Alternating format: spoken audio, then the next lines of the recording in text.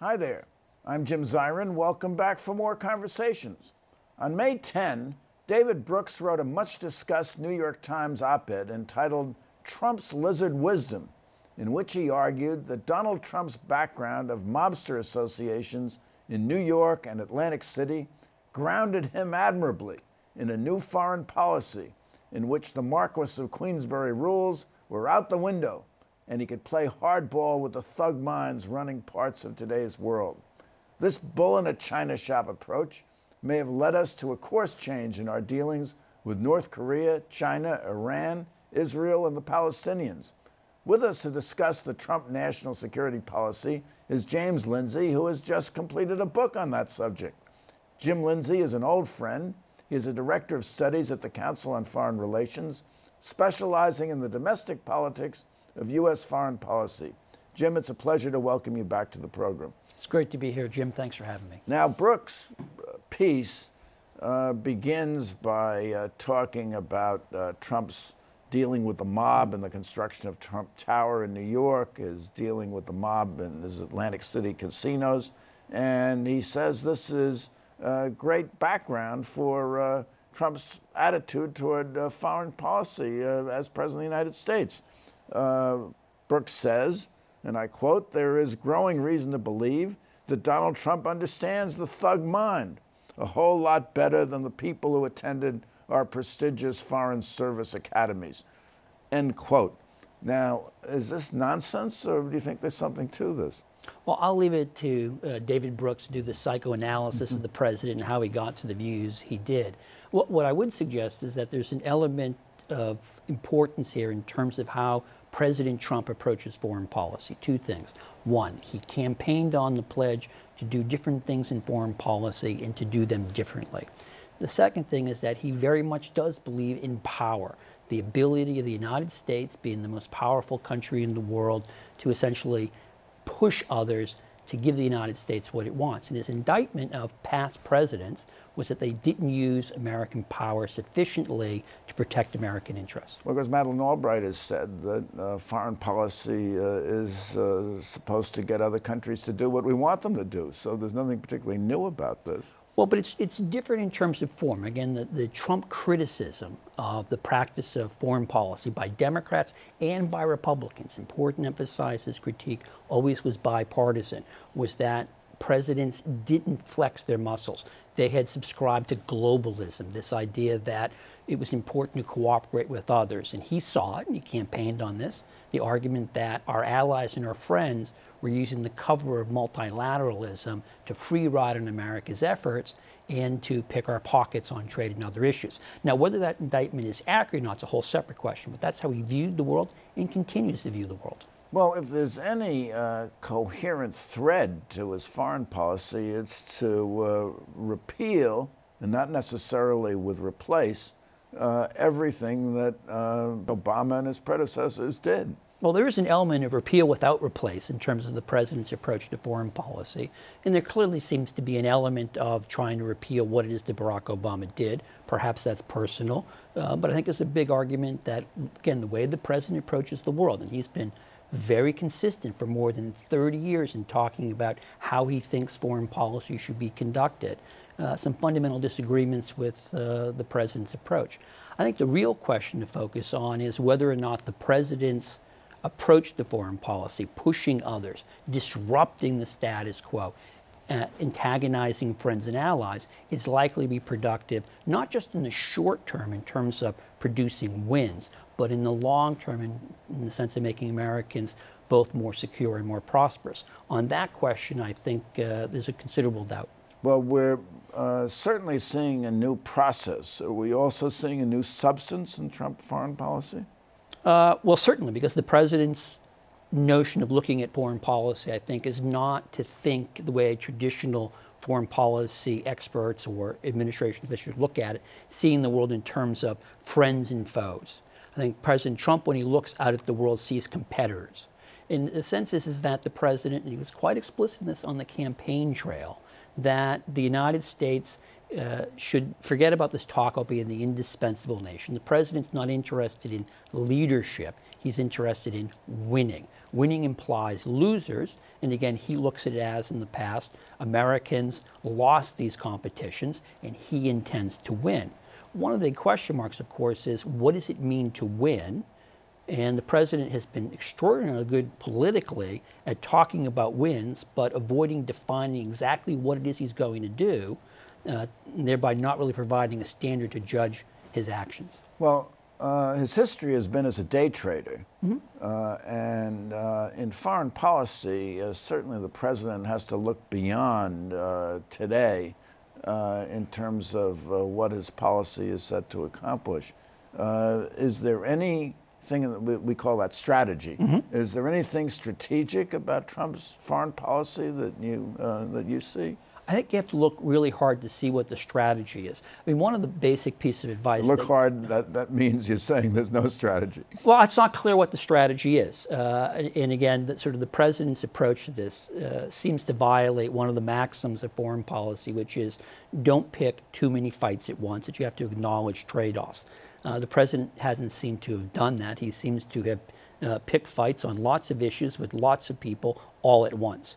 And the question is how these trade-offs are going to play themselves out. And the president has sort of thrown sort of doubt or question on his own approach by, in some sense, often taking steps and then seeming to take them back. We saw this just recently with his tweet about the Chinese telecom company ZTE, which the United States has essentially put out of business because of its violation of our trading sanctions on North Korea in Iran, and then all of a sudden the president tweets out that he's going to work with the Chinese to keep ZTE in business, and it sent a lot of people sort of wondering what was going on here. But so do you think in doing that, Xi Jinping sitting in China thinks, oh my gosh, the president of the United States is caving, he's a paper tiger? Well, I think that obviously in China there's a lot of time being spent trying to figure out what the president's bottom line is. And it's not clear what the president's bottom line is. They view him as a businessman. They feel he's negotiating, and you can't really rely on anything he says except going in position. Isn't that right? Well, certainly in 2017, I think the conventional wisdom was that President Trump's bark was bigger than his bite, that he talked a tough game but didn't actually follow through. I think we've seen so far in 2018 the president following through on his threats, particularly on the trade front. The question, of course, is that once you make a threat, are you willing to actually follow that out? And right now, the jury is out, so to speak, in terms of how far the president's willing to go. Particularly on the trade front, you have this issue in which other countries have begun to retaliate against the United States or talk about retaliating, and that has alarmed people who are going to be hurt by it. It's no accident that the Chinese, in response to the president's tariff increases, said, we're going to stop buying soybeans from Iowa soybean farmers. We send 62% of our soybean exports to China. If you are an Iowa soybean farmer, that's a big problem. Pork as well. Now, our ambassador to China is the former governor of Iowa. Yep. I mean, Terry Branstad. Terry Branstad, how does this sit with him? I haven't discussed it with the governor, but obviously, if you spend any time in Iowa, and I was very fortunate to be out there a couple of weeks ago, they're very concerned because this affects their livelihood. And you see this, I think, particularly in terms of the Republican side of Congress, a lot of members very concerned that the president's policies on the trade front are actually going to endanger the jobs of their constituents. And this is part of the problem with trade wars. And the president tweeted out famously that trade wars were good and easy to win. The problem is there can be lots of casualties along the way. Well, then he said it wasn't a trade war, it was a trade negotiation. Well, and we may not get to a trade war, and certainly, you know, part of the message from the administration was we're going to go into negotiations. But here's the problem with that. By talking about how we think we can negotiate an end, you in some sense undermine your own negotiating strategy. If the Chinese decide that the president is not going to make good on his threats, then they're going to ask for a lot more, and the United States is going to get a lot less. So this resonates with North Korea because he said, I think at a press conference, certainly at a meeting, that he was going to bring down fire and fury on North Korea. Became the title of a book. He went to the UN and he called him Rocket Man and Little Rocket Man. Little Rocket Man, and disparaged Kim Jong-un. And all of a sudden, this morphs into his willingness to meet with them, which is a major concession from the United States. Certainly is. Without, it would appear, adequate preparation. No meetings at the foreign minister level, at the finance minister level in preparation for the meeting. But he's hurling himself headlong to Singapore to talk to Kim Jong-un. Now, on the heels of his caving on ZTE, North Korea is saying, well, maybe the meeting isn't such a good idea, and and they've called off meetings at the summit before that were designed to achieve peace. So the question is, what is the policy? And what is the strategy? There's a lot there. And I think one of the things that we have to keep in mind is that, if I can use a baseball metaphor, we're only in the third or fourth inning, and we're trying to sort of predict what's going to happen in the eighth and ninth. It is possible that the meetings with Kim will be canceled. It's possible that they will go on. I think there's sort of two big things to keep our eyes on here. One is, it's not clear why President Kim made the opening, agreed to meet with President Trump. I think the common telling here in the United States is that what happened was the president talked tough, and now President Kim is going to the table. Therefore, President Kim is going to the table because Donald Trump coerced him into going there. That's the Trump narrative. That's a Trump narrative, but you can see it in a lot of conversation in Washington, and certainly in the news media. But there's an alternative explanation, which is that Kim has planned this all along, that when he achieved what he called in November, after a successful intercontinental ballistic missile test, the completion of the state nuclear force, that he felt he was in a position of great bargaining leverage, and that he could afford the opening, and that he wasn't coerced to the bargaining table. He came there voluntarily, and he came there voluntarily either because he thinks he can get major concessions from the United States, whether it's simply a photo op with Donald Trump, and which would sort of convey the image that North Korea is an equal to the United States, or perhaps economic concessions. But there's also the potential that what Kim is trying to do is to split the United States from South Korea. Kim looks south, looks at Seoul, President Moon, left of center. Somebody's a big fan of the so-called sunshine or engagement policy with the North. And it's potential that Pyongyang sees an opportunity here to separate its neighbor from the South from its security guarantor, the United States. Which is the correct analysis here, the Trump narrative or this Kim narrative? We don't know. We're going to sort of have to wait to see the next installment and see how the meeting plays out. But it was not only Kim seeking the meeting, but then he followed it up with, number one, the release of the hostages, a great victory for the United States, and certainly a peace offering. And that was followed by his announcement that he was dismantling a nuclear facility that he had. Now, it's possible that he feels so well tested out and so well prepared with his nuclear arsenal that this really didn't matter much. But certainly it has the optics and the appearance of a major concession, and that he really wants peace. Well, as you know, in negotiation, it's possible to give concessions that aren't real concessions. And I think you have to be very careful here in looking at what North Korea did. On the issue of closing down the testing facility, there was a lot of speculation before that concession was announced that the last nuclear test had actually destroyed the test site. There was reporting that the mountain actually fell like 6 or 10 inches because of the magnitude of it. It may be that, in essence, what they were doing there is they were going to close it down anyway because they'd effectively ruined it. And this way they get the optic of a concession. Likewise, it's important to note that 2 of the 3 hostages that were released recently were taken during President Trump's presidency. An alternative read on those events is that President Kim was looking ahead to negotiations, took the hostages, took the Americans hostage, because then he could trade them back and appear to be making a concession. So is it a real concession, or is it a manufactured concession? I think people can argue it both ways. Now, let's just move on to Iran. The president abrogated or canceled the deal with Iran made by the Obama administration.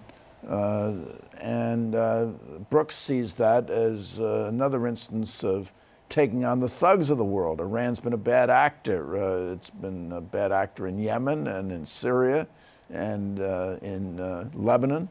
And they've used their missiles, firing on Israeli targets. So Trump says, well, what's the point of having a deal with you guys? Do you think that makes any sense? I think the president has taken a very high-risk approach here with the Iran nuclear deal. To be clear, what he has done is taken the United States out of it and said he is no longer going to waive U.S. sanctions on companies that do business with Iran. The deal itself still exists. It was not a bilateral deal between the United States and Iran. It involved the so-called P5+1, the permanent members of the UN Security Council. Think China, think Russia, think Britain and France, and Germany. So far, what we now call the P4+1 has said they intend to continue with the deal. Now, as best I can... Which means they'll trade with Iran. There's a removal of sanctions. So are we prepared to sanction our European allies for trading with Iran? This is another one of the crises that the president has generated with his approach, because the Europeans say that they are going to try to keep the deal alive. They want to keep the deal alive because they think the alternative is a lot worse. And they would argue, and I would agree, that this is a case in which we've taken a potential crisis that might happen 10 or 15 years down the road and moved it up, and that's a very risky sort of thing. So I think one of the potential fallout, underscore potential, from the president's withdrawal is a major crisis in the transatlantic relationship. You may have seen that Der Spiegel, which is one of the most widely read publications in Europe, ran an editorial which said that it was time for Europe to resist America. Now, is this a temporary flare-up of temper? Perhaps, but it may sort of tip into a longer-term view in Europe of the United States. That would be a problem for America because Europeans are our closest trading partners, they're our closest security allies, and a rupture in the transatlantic relationship would have significant consequences for American prosperity and security.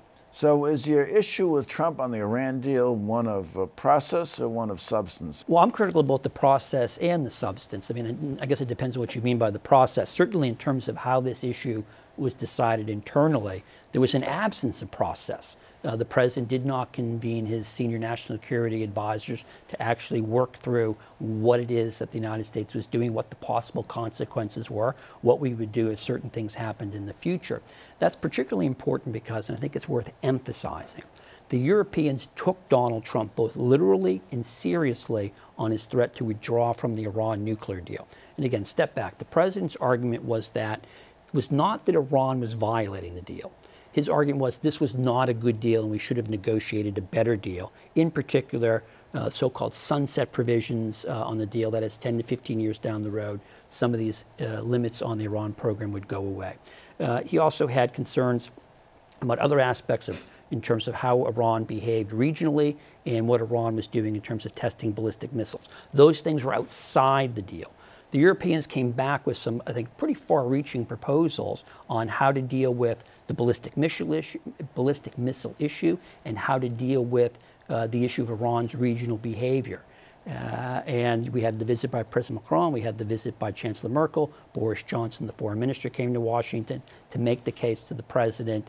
And it's not at all clear that the president gave it a fair and open hearing. And I think certainly the takeaway in Europe has been that the president had no intention of pursuing these negotiations. He wanted to upset the table. On the substance of it, the big question now is, again, high-risk move by the president, and the question is going to be, how does this play out?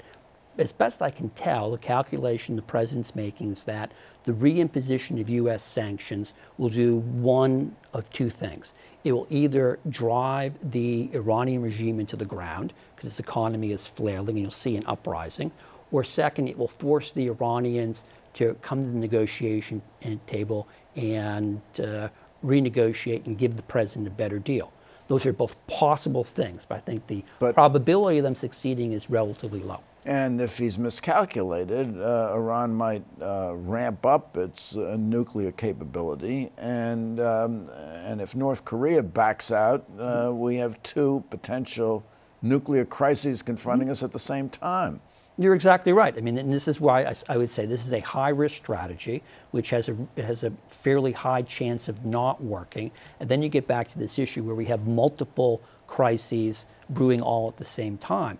That's a particular challenge. And I think in many ways looking at this, I would emphasize the Iran issue the nuclear part of the Iran issue could have been postponed to the future.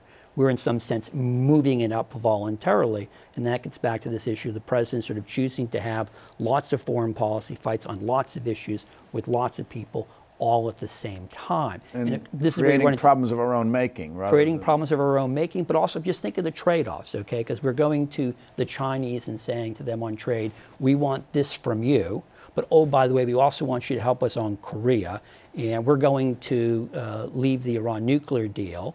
China's a signatory to that deal and believes it should stand. So we are sort of making competing asks of the Chinese, and the question is, which do we value more?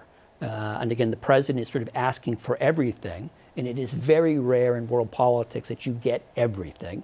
And generally speaking, your geopolitical competitors, think the Russians, think the Chinese, don't do their rivals favors. And I don't think the president can expect any favors either from Beijing or from Moscow. And what does it do to our credibility with China? I think you've put your finger on it, or North Korea, that we've pulled out of the Iran deal. And then we can easily morph from that into the moving of the embassy to Jerusalem as to what it does to our credibility as an honest broker with the Palestinians. I don't think leaving the Iran deal hurts the president's negotiating position with the North Koreans, and it may to some extent enhance it. I would expect, I mean, the argument the administration would make is that the problem with the Iran deal wasn't that it was a deal for the United States, it was a bad deal. Donald Trump only makes good deals. You, North Korea, are making a deal with me. I'll make a good deal. It will stick here in the United States. So I don't think that's a real problem. I know it gets a lot of attention. I wouldn't worry about it particularly. I think, you know, in negotiations, we talk a lot about credibility, and people are always trying to grasp as to what determines credibility.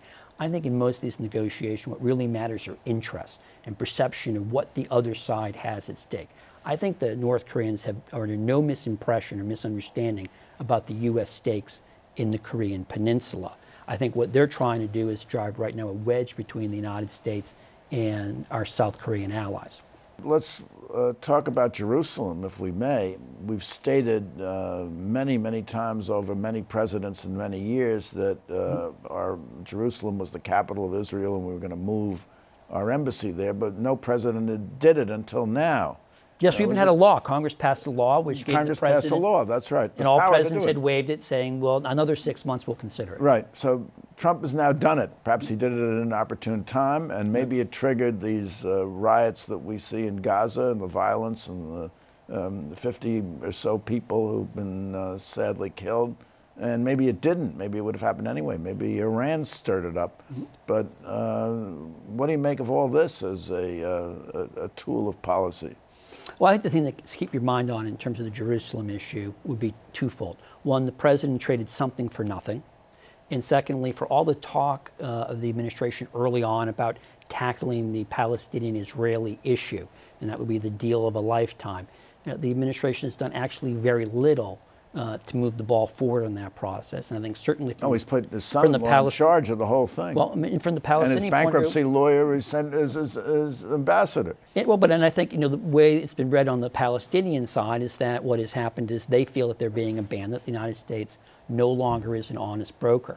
And getting back to your point about the violence that's broken out in Gaza in the last couple of weeks, I think it's important to keep in mind that that's actually sort of working against one of the very interesting trends in the region, which has been this rapprochement between the Gulf Arab countries and Israel, uniting them based on their mutual opposition to Iran.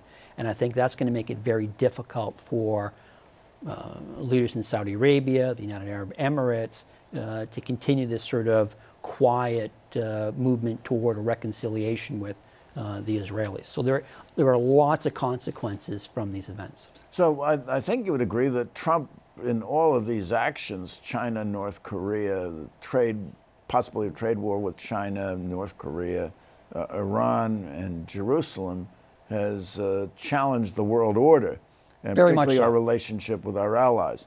Do you think he's also upset the apple cart? I mean, has he put us into a very dangerous situation? Again, I would say the president is doing things very differently. It's a high-risk gamble. intensified by the fact that he's upsetting lots of things at the same time. And we're going to see in the coming months, because I don't think the president's going to change his approach, whether other countries are going to buckle under. That's what President Trump certainly hopes for. Or they're going to go around America or resist America. That's the big question. So unfortunately, we've run out of time, but I have a question for you, okay. Jim Lindsay. And my question is, to use David Brooks' phrase, is there a lizard wisdom to Trump's foreign policy? I don't know really what lizard wisdom entails. I will simply say there is a logic behind what the president is trying to do. I think it is a logic that American foreign policy for the last 70 years tried to avoid, because we believed that we were stronger working through allies. I think the president's deeply skeptical. He's not interested in leading. He's interested in winning. So far, very few wins put on the table. Interested in winning, but few wins. Jim Lindsay, thanks so much for coming by. This has been absolutely marvelous. Thank you. And thank you for coming by. Tune in next week for more conversations. I'm Jim Zirin. Take care and all the best.